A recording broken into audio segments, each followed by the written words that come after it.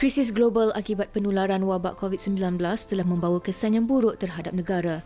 Di Malaysia, banyak sektor terpaksa berhenti beroperasi akibat keadaan semasa jangkitan wabak tersebut. Antara yang paling terkesan akibat Perintah Kawalan Pergerakan PKP ialah sektor pendidikan yang turut merangkumi golongan pelajar, pendidik, kaki tangan serta pentadbir sekolah. Pada awalnya, sekolah diarahkan tutup bagi mengelakkan jangkitan berlaku. Meskipun begitu, pelbagai inisiatif lain juga dilakukan oleh tenaga pengajar bagi memastikan pembelajaran terus dapat dijalankan seperti biasa walaupun tidak ke sekolah. Membabitkan hampir 5 juta pelajar, Kementerian Pendidikan Malaysia KPM telah memperkenalkan kaedah pengajaran dan pembelajaran di rumah PDPR bagi memastikan semua pihak mendapat manfaat penuh. Melalui kaedah ini, guru-guru akan membuat kelas secara dalam talian menerusi panggilan video. Manakala bagi kawasan pedalaman pula, pihak sekolah menyediakan kertas modul untuk memudahkan pelajar membuat latihan sekolah di rumah. Dan kini, sekolah telah mula dibuka semula secara berperingkat bermula tahun 1 dan 2 pada tarikh 1 Mac yang lalu. Persoalannya, sejauh manakah penerimaan ibu bapa untuk menghantar anak ke sekolah dalam situasi wabak yang masih melanda? Dan bagaimana untuk memastikan anak mereka sentiasa mematuhi SOP ketika berada di sekolah? Sesungguhnya pandemik COVID-19 ni memberi kesan kepada pelbagai sektor, termasuklah pendidikan kepada adik-adik yang sudah belajar dalam PDPR kan di rumah selama ini, sudah pun mula ke alam persekolahan pada 1 Mac, 8 Mac dan tarikh-tarikh yang ditetapkan untuk beberapa kategori. Oleh itu, kembali ke sekolah dalam normal baru itu yang akan dibincangkan di WHI pada hari ini. Kepada anda ada soalan yang ingin ditujukan kepada tetamu-tetamu selepas ini, anda boleh tanyakan di laman Facebook kami WHI TV3. Dan kita nak teruskan Hawa nak memperkenalkan tetamu-tetamu kita yang telah pun bersedia di dalam talian. Kita bersama dengan Cik Zahid Muhammad selaku perunding motivasi kita hari ini. Assalamualaikum Cik Zahid. Waalaikumsalam warahmatullahi wabarakatuh. Okey Cik Zahid, dengar clear ya? Dengar saya. Alhamdulillah. Suara saya okey Okey. Dan seterusnya kita bersama dengan Puan Syavarina Khalid. Ya, dan juga suami Encik Zainizam, juga bersama adik comel Hana Kisha. Apa khabar? Hai. Hai. Baru balik sekolah ke tu Hana? Baru balik sekolah ke? Baru balik sekolah? Yes. Okey. Baiklah, kita nak mulakan dengan Cik Zahid lah terlebih dahulu berkenaan dengan topik kita. Kembali ke sekolah dalam norma baru. Bukan mudah untuk ibu bapa dan juga anak-anak kita yang mungkin dah lama duduk kat rumah, tiba-tiba 1 Mac hari tu mula ke sekolah, berjumpa dengan kawan-kawan secara bersemuka. Mungkin Cik Zahid boleh mulakan dari segi mukadimahnya, dari segi emosi kanak-kanak ini bagaimana sebenarnya yang mereka alami? Bismillahirrahmanirrahim. Assalamualaikum warahmatullahi taala wabarakatuh. Sebenarnya berita pengumuman buka sekolah 1 Mac tu satu berita yang bercampur lah. Ada yang terkejut, ada yang excited. Tapi yang pastinya saya rasa kanak-kanak memang excited lah. Sebab saya pun ada anak juga.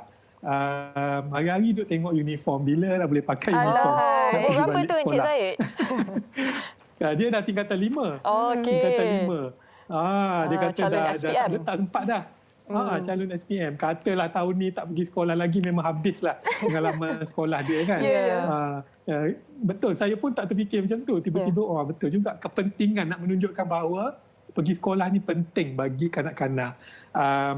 Dan bagi ibu bapa pula bercampur baulah perasaan tu. Excited pertama sebab anak boleh belajar dengan sempurna dengan guru. Tapi pada masa yang sama tidak dinafikan, termasuk saya sendiri, bimbang tetap ada sebab kes belum habis, vaksin pun belum dapat lagi. Jadi itulah kita cuba kupaslah bagaimana kita nak seimbangkan di antara keseronokan dengan kebimbangan ni. Seimbangkan antara keseronokan dan juga kebimbangan. Pastinya kalau lihat di dada-dada akhbar pun ramai kanak-kanak yang kongsikan, ada ibu bapa yang kongsikan, anak-anak tanya bila nak pergi sekolah, bila nak pergi sekolah, esok pergi sekolah pukul berapa, bila dah tahu nak kena ke sekolah kan. Macam adik kita ni Hana Kisha, seronok tak sekolah tadi? Seronok tak sekolah? It's so fun. Oh, so fun. Ramai kawan-kawan dekat sekolah, jumpa kawan-kawan baru. Ramai kawan kat sekolah. Ramai. Okey, kalau Hana sendiri, Hana suka sekolah pergi jumpa kawan-kawan ataupun sekolah duduk dekat rumah? Suka pergi sekolah ke suka duduk rumah? Pergi sekolah. Okey. Okey. Mungkin kita boleh tanya dekat Puan Mama Syafrina. Hana, Puan Syafrina sendiri. Bagaimana agaknya persediaan Puan dan juga suami nak apa orang kata memberi kebebasan Persediaan. kepada Hana sendiri untuk hari pertama pergi sekolah tu, pasti bercampur-campurkan perasaan tu. Okey, dia pun sama juga macam orang kanak-kanak lain. Dia memang tak sabar. Selepas dapat berita yang cakap nak dapat pergi sekolah tu, dia dah hari-hari tanya, setiap jam dah tanya 10 kali bila nak pergi sekolah, bila nak pergi sekolah semua. Dan kita cakap sabar lagi 2-3 hari, lagi 3 hari. So countdown every day lah. Sampai countdown every time. So bila hari yang dia dapat pergi sekolah tu, excited, dia cakap excited dengan environment baru, dengan cara pembelajaran yang baru, which is yang dia dapat before the tadika, which is face to face. Now dia dapat balik the same method, face to face education semua kan. So dia happy lah dengan cara yang sekarang ni instead of before this lah. Mungkin lepas ni kita boleh tanya tips dekat Puan Syafrina dan juga Encik Zainizam kan, macam mana nak bagi anak tu seronok nak ke sekolah. Tapi sebelum tu Encik Zaid, kalau kita lihat kan dari kejutan budaya belajar PDPR, belajar di rumah, kemudiannya dengan berita perlu ke sekolah pula. Apa antara persediaan ibu bapa sebenarnya untuk meyakinkan anak untuk bagi mereka mengalami rasa seronok untuk ke sekolah? Okey, semuanya kejutan besar lah, bukan kata Malaysia saja, seluruh dunia kan. Tiba-tiba walaupun pengajian PDPR online ni dah lama wujud, tetapi ia menjadi optional saja. Tetapi sekarang dah menjadi satu kewajipan untuk ibu bapa menyediakan PDPR terutamanya gadget, internet dan sebagainya. Dan tak dinafikanlah, memang wujudlah pelbagai halangan, cabaran. Kita pun sedia maklum, kita tengok sampai kena naik atas pokok, naik atas bukit, pergi tidur kat wakaf, masya-Allah, macam-macam cabaran. Tapi inilah yang patutnya jadi contoh kepada kita, menjadi inspirasi kepada semua ibu bapa bahawa nak tak nak macam mana pun pendidikan tu adalah benda paling penting untuk anak kita. Usahakanlah sebaik mungkin untuk pendidikan dilakukan, walaupun ada orang kata PDPP, pendidikan atas pokok, bukan PDPR. Maksudnya pendidikan ni tak ada limit lah, tak ada had lah. Dan yang saya nak ucapkan tahniah kepada ibu bapa Malaysia lah, kebanyakannya sangat sporting, sangat fleksibel, macam ibu bapa Hana tadi kan. Tak dinafikan memang anak akan tanya setiap jam siap tadi bila nak pergi sekolah, bila nak pergi sekolah. Siap countdown. Itu menunjukkan signal atau petanda yang bagus lah, di mana kanak-kanak ni walaupun normal baru, mereka okey, mereka boleh terima. Dan inilah peranan kita sebenarnya untuk cabaran utama pendidikan ialah untuk menanam minat anak-anak tu belajar, terus belajar. Sebab kalau hilang minat, itu problem paling besar. Jadi alhamdulillah saya tengok saja pandangan kasar, nampaknya minat belajar tu makin kuat. Makin tak dapat pergi sekolah, makin kanak-kanak nak pergi sekolah.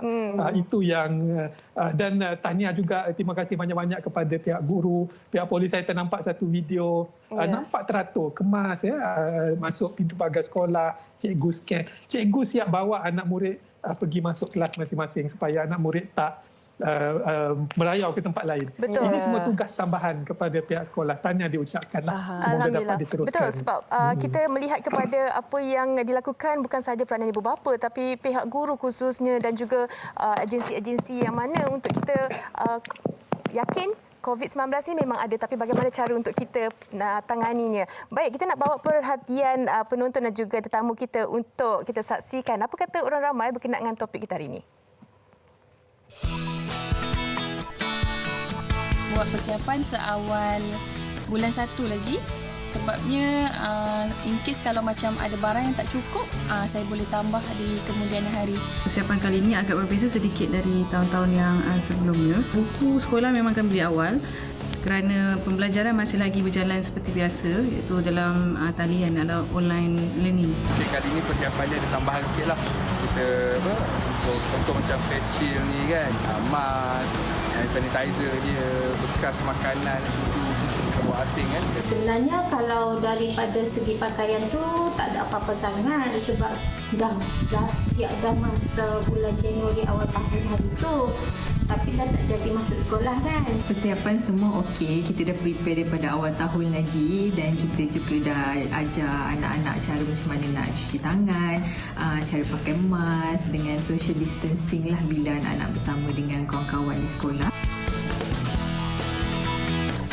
Saya rasa seronok.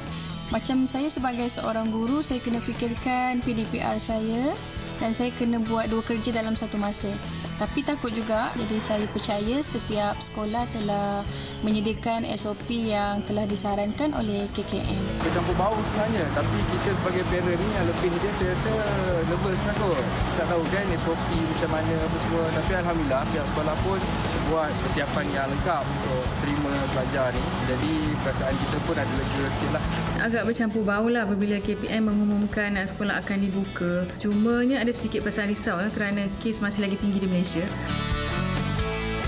Perkongsian daripada ibu bapa dan juga guru. Perasaan itu bercampur bau. Ada debarannya juga. Pasti. Tetapi yang pasti seperti yang dikongsikan oleh guru tadi, SOP yang telah ditetapkan oleh KKM meyakinkan ibu bapa untuk menghantar anak mereka Kira di sekolah. selain daripada peralatan tulis, kena bawa pelitup muka sekarang, sanitizer, betul tak? Ya, ada alat-alat lebihan juga. Okey, bersama kita juga di talian selain daripada Encik Zahid dan juga Puan Syarafina sekeluarga, kita juga bersama dengan Amiza Aznan yang bersama kita di talian. Hello Amiza, Assalamualaikum. Waalaikumsalam, Hawa, Fatih. Alhamdulillah, Kak Amiza sihat Syukur Alhamdulillah sihat. Okey, ni nak tanya macam mana pengalaman pertama masa awal-awal dulu 1 Mac hantar anak pergi sekolah. Sejujurnya lah perasaan mungkin Amiza sendiri boleh kongsikan.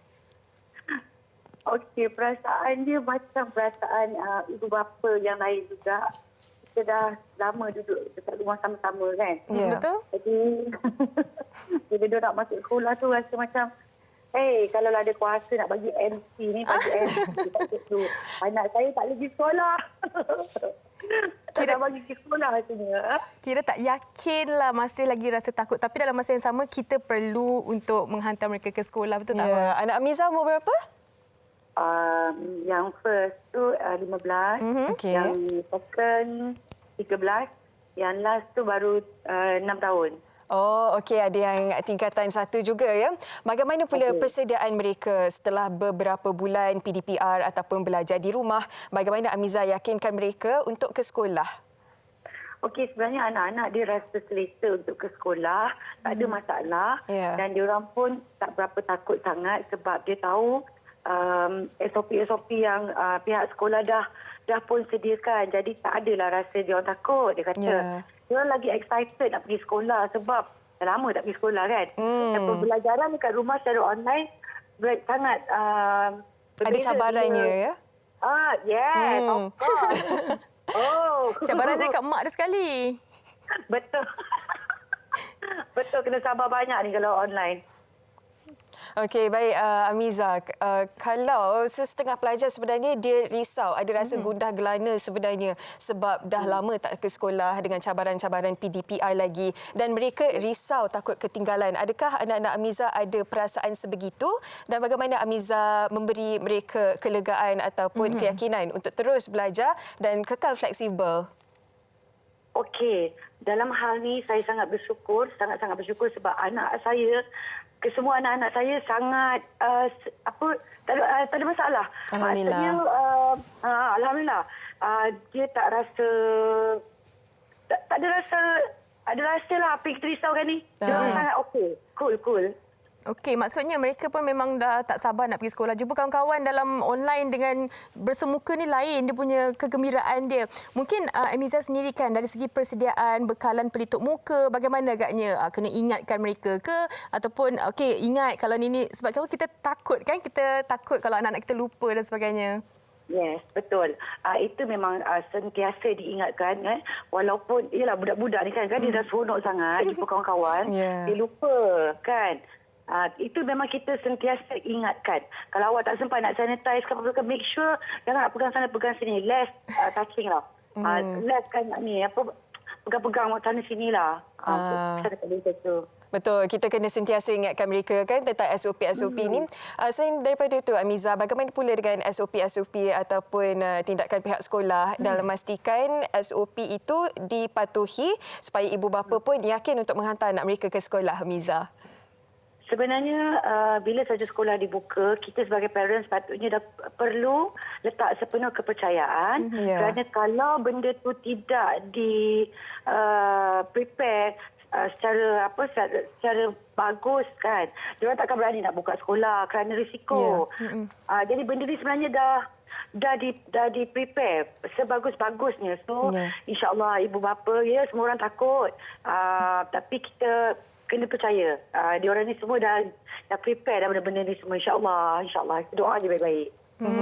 Okey, terima kasih banyak-banyak kita nak ucapkan kepada Amiza atas perkongsian berkenaan dengan persediaan ibu bapa untuk hantar anak ke sekolah. Terima kasih Amiza.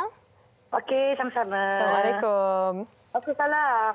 Okey, itu yang dikongsikan oleh Amiza, pengalaman beliau menghantar anak-anak beliau ke sekolah. Betul. Kita nak terus tanya kepada keluarga Hana, Ibu Hana khususnya. Apa yang dikongsikan Amiza, walaupun kita dalam ketakutan, tapi kita kena faham pendidikan itu penting untuk anak-anak. Anak-anak pun perlu persekitaran, ada rakan-rakan, jumpa cikgu dan sebagainya. Mungkin boleh kongsikan Ibu Hana sendiri, bagaimana agaknya pada mulanya untuk satu mak hari itu, okey, kita hantar anak ni, kita kena yakin yang mana semua kelengkapan telah pun dilakukan oleh pihak sekolah. Okay, first saya personally saya dah pesan dekat dia a week before. Every day pun kita pesan dekat dia you cannot touch here. Kalau dah touch, sanitize semua. And then saya dah packkan dia one pouch which is consist extra mask, extra sanitizer, which walaupun sekolah dah provide tapi kita mesti ambil inisiatif untuk bekalkan untuk dia guna personal lah after dia pergi toilet ke, dekat toilet ke. So dia cakap kalau pergi toilet then bring tissue, bring together you can use the tissue untuk buka pipe ke apa ke kan. Tahu apa yang ada dekat situ semua. So dia faham. So bila balik sekolah saya tanya dekat dia, Kisha tadi pergi toilet macam mana? Dia cakap okey toilet kakak dah bawa ni. Ada kakak guna. Lepas tu cikgu pun dah pesan kakak tak boleh pergi meja kawan. Okey. Tapi dia memang dia komit lah dengan benda tu. Tapi selalunya kan kalau keluarga ni ibu-ibu yang selalu paranoid lebih. Kalau bapa macam mana pula Cik Zainisa boleh kongsikan macam mana perasaan seorang bapa yang kena juga hantar anak pergi sekolah tapi yakin keselamatan anak tu? Memang kita bimbang tu ada tapi kena lebih waspadalah sekarang ni dengan norma baru ni. So saya rasa perasaan tu masa hantar tu kita tengok macam kita yakinlah sebab SOP semua dan cikgu-cikgu pun nampak macam dah well prepared. So kita jadi confident lah cakap okey tak ada apa insya-Allah sebab yalah anak pendidikan tu penting. Jadi risau tu dengan pendidikan saya rasa saya lagi risau kalau dia tak sekolah lah. Betul. Ya, betul.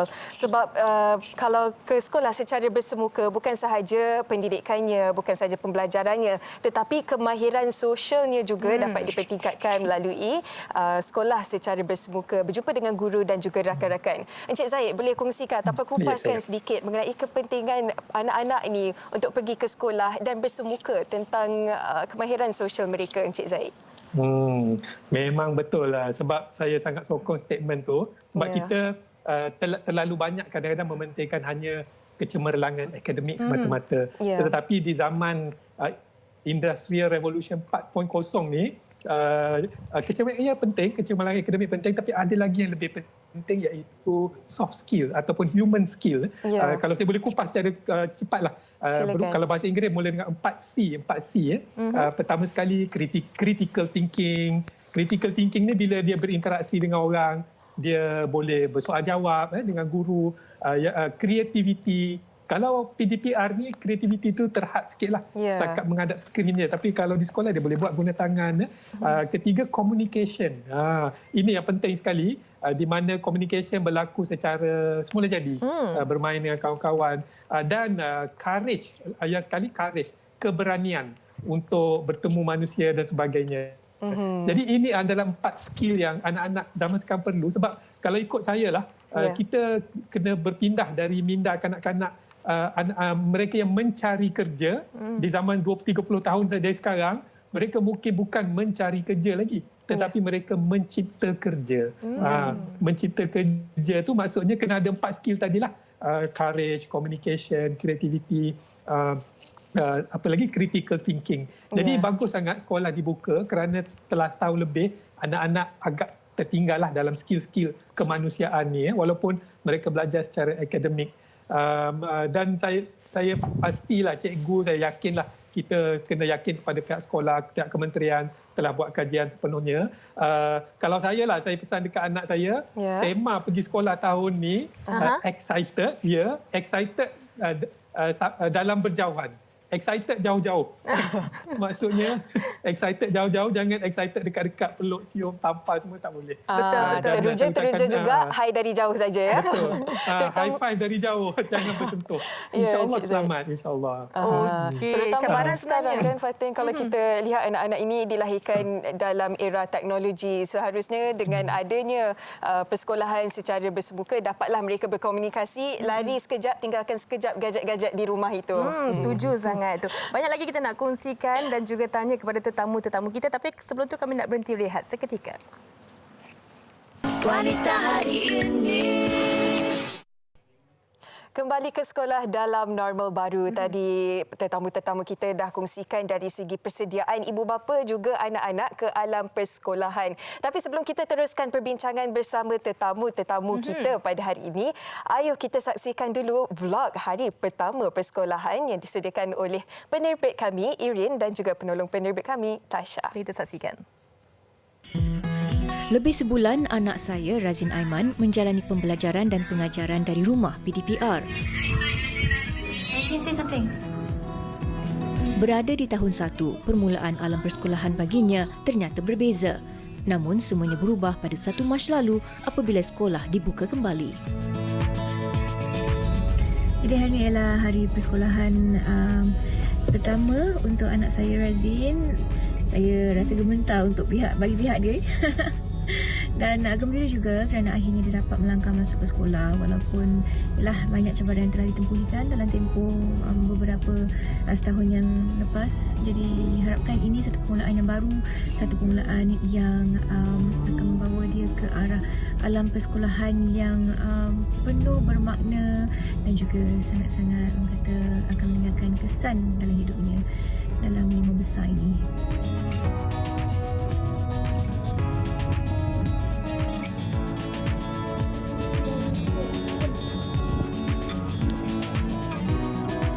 Kalau macam anak-anak yang lain, masa hari-hari biasa tak pandemik, ibu bapa boleh hantar sampai kelas. Tapi bagi murid tahun 1 tahun ni, hantar kat pintu je, ada kat pagar je. Harap dia okey lah.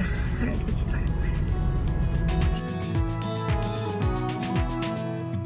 Kalau kita lihat keceriaan tu terpancar di wajah anaknya, tetapi ibu saya tak dapat hantar ke kelas. Tapi apa kita harapkan semoga cemerlang sahaja anak Puan Irin ya, penerbit kita. Selalu memang macam tu Hawa. Anak macam excited, mak-mak ni sindrom mak-mak ni. Mudah macam tu ke? Mudah terkesan. Anak jalan seorang pun sedih, semua sedih. Tak apa, kita nak teruskan soalan kita kepada Encik Zahid lah, khususnya kan berkenaan dengan topik kita hari ini, yang mana kita perlu hantar anak kita ke sekolah, pendidikan itu penting, tetapi mungkin ada segelintir ibu bapa yang sangat orang kata takut dengan keadaan semasa dan mereka mengambil pendekatan untuk tak menghantar anak sebab tak nak merisikokan anak mereka. Mungkin ada nasihat daripada Cik Zahid sendiri berkenaan dengan situasi ini. Ya, saya pun banyak dengar cerita-cerita macam tu. Takut sehingga tidak menghantar anak. Saya panggil benda ni paranoid lah. Paranoid paralysis. Maknanya paranoid sampai lumpuh. Paranoid tu okey, bagus sebenarnya sebab dia membuatkan kita jadi lebih berhati-hati. Tetapi kalau dah terlalu paranoid sampai tak hantar, itu saya dah tak boleh lah. Jadi kalau ada masa lah, saya boleh nak cubalah nak tenangkan siapa-siapa yang ada perasaan paranoid ni. Saya pun belajar benda ni daripada ACP Nik Izani, Ketua Polis PJ yang viral baru ni kan. Dan juga ada Dr. Afiq. Jadi saya dengar perbualan mereka dan saya rasa lega. Mereka kata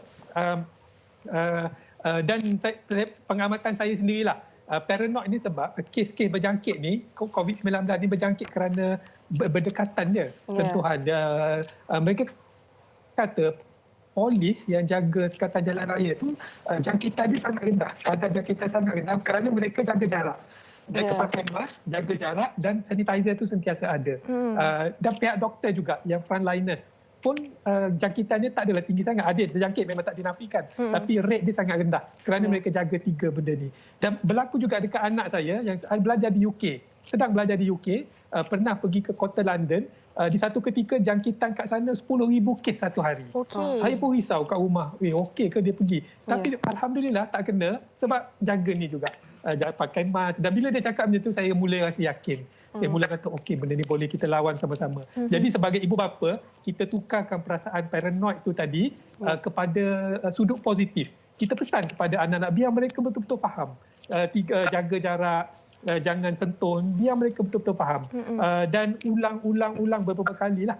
Dan di samping tu, kita cuba lakukan sesuatu agar mereka sentiasa jaga jarak. Contohnya, kita usahakan hantar sendiri, ambil sendiri dari sekolah supaya mereka tak naik van. Kan? Kita tak tahu dalam van tu mungkin bercampur gaul kan. Kita hantar bekal, bawa bekal supaya mereka tak payah beratur kat kantin. Kita minimumkan peluang untuk mereka bersentuhan, bercampur dengan orang lain. Di samping tu, macam Puan Ibu Hana tadi bagi sanitizer sangat bagus. Tersentuh aja ajar anak pakai terus. Supaya kuman ke apa ke tak sempat berjangkit.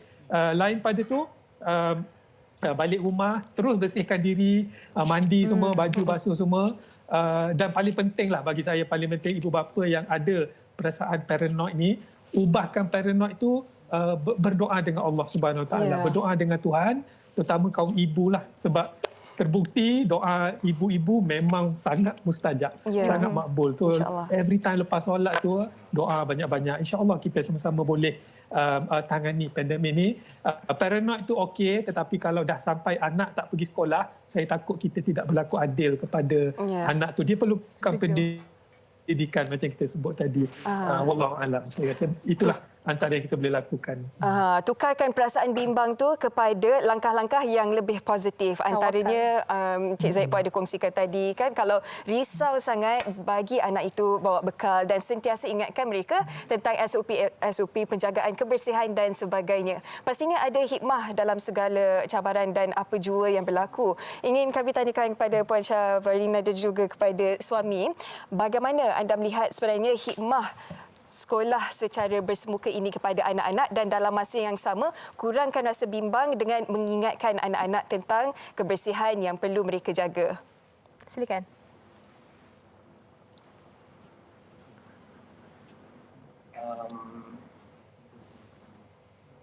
Saya percayalah apa yang jadi ni akan buatkan kehidupan kita lebih baik. Ada hikmah di sebalik apa yang jadi. Anak ni pun sendiri bila walaupun dah habis nanti, kebersihan tu tetap kena usahakan. Still lagi pakai sanitizer, still kena jaga jarak semua. At least kalau bukan untuk COVID, maybe penyakit-penyakit lain yang kita sendiri tak nampak kan. Jadi I think this is a good method lah untuk kita praktikkan masa akan datang juga satu hari nanti. Normal baharu yang kita tak pasti lagi berapa lama lagi harus kita lalui dan harus kita biasakan dengan membawa pelitup muka ke sekolah kan, bawa hand sanitizer ataupun pembasmi kuman. Okey, nak dengar sikitlah dari Hana nasihat dekat kawan-kawan supaya seronok ke sekolah tapi dalam masa yang sama jaga kebersihan diri. Hana boleh kongsi dengan kawan-kawan. Jangan lari. Saya tu je. Saya cakap lah. Saya tak lari kat sekolah.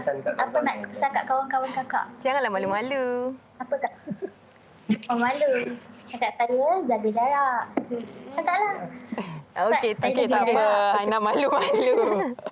Okey, yang pasti kita semua mahukan yang terbaik untuk anak-anak kita ya Fatin. Dan juga guru-guru dan pihak sekolah dan melakukan yang terbaik untuk anak-anak murid mereka. Sama-sama kita bekerjasama untuk melandaikan angka COVID-19 dan utamakan pendidikan anak-anak murid bukan saja dalam segi pendidikan tetapi juga kemahiran sosial mereka. Betul. Kita nak ucapkan terima kasih kepada semua tetamu-tetamu kita, Cik Zahid Muhammad, juga Puan Syavarina Khalid dan juga Hana dan juga suami, dan juga Amiza Adnan yang bersama kita sebentar. Terima kasih banyak-banyak atas perkongsian anda semua. Dan pastinya saya kira untuk hari ini membuka mata ibu bapa yang mana kesedaran menghantar anak ke sekolah bukan sebab kita tetapi sebab masa depan mereka. Ya, kami di Wanita hari ini ingin berehat seketika. Anda jangan ke mana-mana.